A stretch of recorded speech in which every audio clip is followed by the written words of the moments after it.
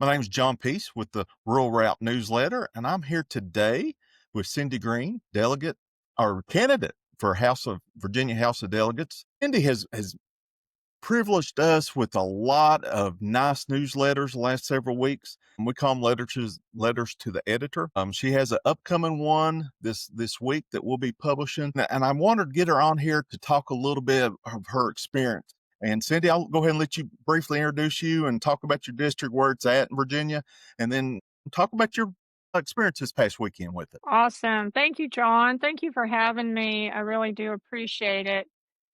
So, I am running for House of Delegates for District 44, and District 44 is all of Bristol, Virginia, Washington County, and two-thirds of Russell County. And so that's a pretty big geographic area that I've been covering. And this last weekend, I started off my Saturday with talking to folks at the Roger E. Jesse Community Food Bank.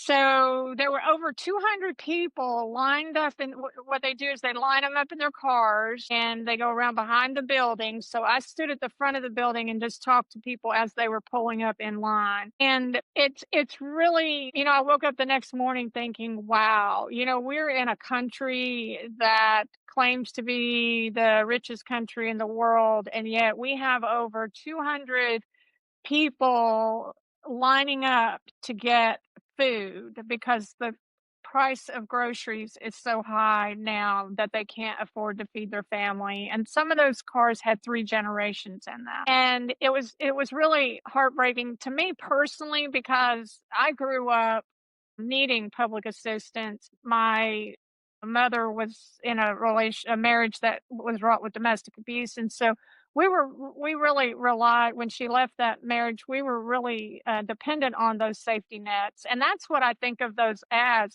safety nets for people that for situations beyond their control have fallen into hardship and they need that hand up. I really it frustrates me when I hear people talk about people that rely on those safety nets as like they're less than. I don't believe that. I believe that's what our government should do. Our government should be there to help people when they run into hard times. And so I really considered it an honor that the people that were in line there, they would roll down their window and talk to me. And I really felt a connection to them, and because I've been there and I know what that's like, and it's not something you're proud of when you have to get in a line like that. I can remember being in the lunch line at school with the blue tickets, then everybody knew if you had a blue ticket, you were getting free lunch. And it's not something that people are proud of, but I don't look down on people that need those safety nets because, again, that's what our government should be here for, is to provide those. Hey,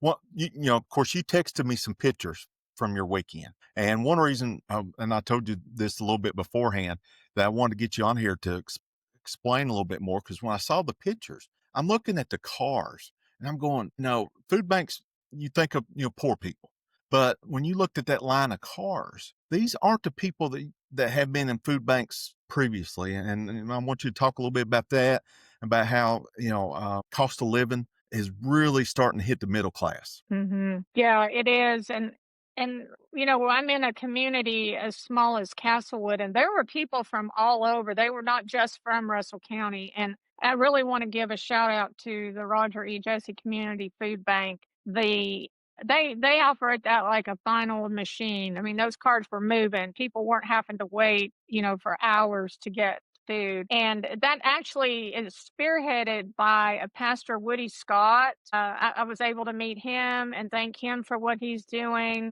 This is the community stepping up to help these people. And so, again, I go back to I feel like that's what government is for. A government is to be there to help people when they run into hard times. Well, Cindy, first of all, appreciate your work and stuff. And did they mention to you, has the federal cuts hurt them? Were they getting any federal support, or is this 100% local? And did they mention that to you? I did not get into that with Okay. them because they were there to get it done. They didn't have time to and I definitely was not there to cause any slowdown in the operation and or the people being able to get their food. So that'll be a conversation once I'm elected, that I will see how I can support their operation and how we can make sure they have what they need, but also the people that are in the line to make sure that they have what they need to be able to lift them back up, and so that they're not dependent on a food bank to be able to feed their families. Well, I'll tell you what, we've all seen the grocery store prices. I want you to just take just a few minutes to talk about another bill, especially in Southwest Virginia, and especially in your district, is electricity rates and power bills. And Mhm. they are just killing people's budgets, seeing these high rates and stuff. And do you feel that that's another thing that's added to, the increase in the need for food banks, and especially those people middle class?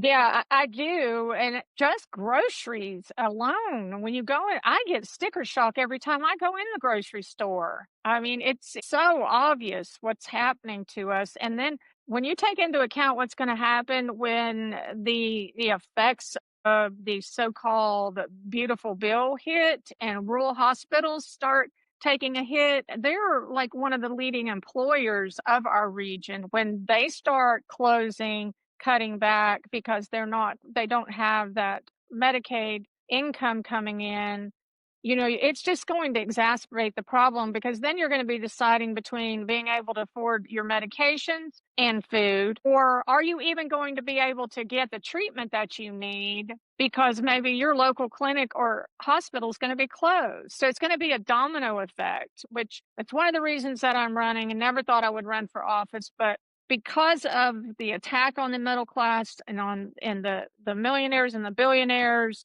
getting the tax cuts and folks like us being left behind, that's why I'm running.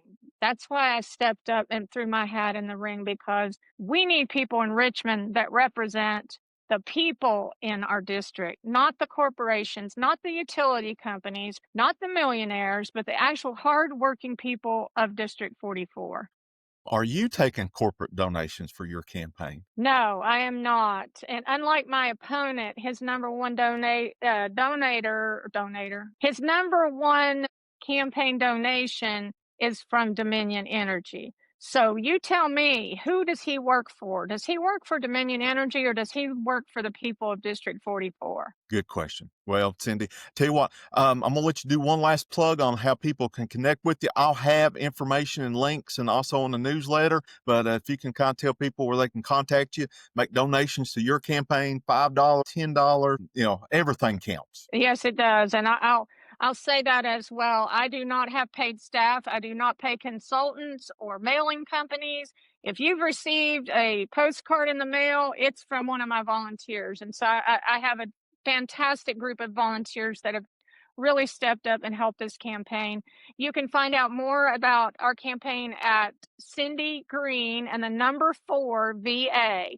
And that you can find me on Facebook under that. You can find my website there. And I would love for you to connect with me. And I'd love to hear about any concerns that you have so that I can work for you. Well, Cindy, it was a pleasure having you today. I told you I'd keep you under 10 minutes, and look forward to having more letters to the editor from you. And maybe we can get you back on Absolutely. here and talk about a few more issues, okay? Sounds good. Right. Thank you, Thank John. you. Bye bye.